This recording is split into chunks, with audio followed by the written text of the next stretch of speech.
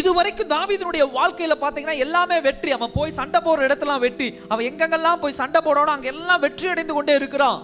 எதுலயுமே உனக்கு தோல்விங்கிற ஒரு அடையாளமே கிடையாது.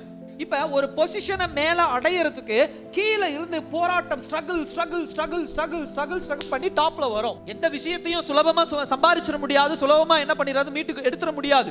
சின்ன வயதுல இருந்து ஆரம்ப காலகட்டத்தில் அதை ஸ்ட்ரகிள் பண்ணி போராட்டம் பண்ணி சண்டை போட்டு போராட்டம் பண்ணி உழைப்பை கொடுத்து கடின உழைப்பு பெற்று ஒரு பொசிஷன் மேல இடத்துக்கு வந்துடுறோம். நல்லா கவனிச்சு பாருங்க. இப்படி போராட்டத்துல ஒரு இடத்துல மேல ஏறி வரும்போது நமக்குள்ள அப்படிப்பட்ட பாவம் இருப்பதும் அது வெளிப்படுவதும் ஒருபோதும் நடக்காது.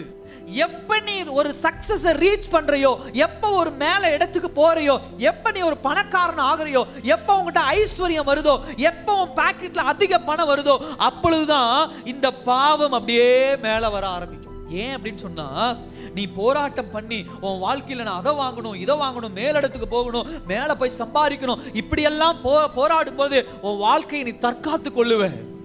ஆனா ஒரு லெவல போய் நீ ரீச் பண்ணிட்ட அப்படின்னு சொன்னா உன்னை தற்காத்து கொள்ளுகிற அந்த கேடயத்தை விட்டு எடுத்துட்டு இப்ப உங்களுக்குள்ள பெருமை வந்துடும். இதுவரைக்கும் நீ கர்த்தரை நம்பி இருந்தாய், இதுவரைக்கும் உன்னை வழிநடத்தும் தேவனை நம்பி இருந்தாய். ஆனால் என்றைக்கு நீ ஒரு மேல் பொசிஷன் போனையோ அப்பொழுதே உனக்குள்ள ஒரு திமிர் வந்துடும், ஒரு பெருமை வந்துடும். என்ன வந்துடும்? இது நான் சம்பாரிச்சது, நான் பண்ணது, நான் கொடுப்பேன் யாருக்கு வேணாலும். கணவன் மனைவிக்குள்ள அடிக்கடி வர சண்டைகள் இதுதான். அவங்களுக்கு ஏன் இந்த காசு நான் கொடுப்பேன், நான் சம்பாரிச்சது, நீ யார் கேட்கறதுக்கு? நான் செலவு பண்ணுவேன், நீ யார் கேட்கறதுக்கு? என் காசு நான் சம்பாதிப்பேன், நான் என்ன வேணா செலவு பண்ணுவேன், இப்படிலாம் பேசுற பேச்சு இருக்குது.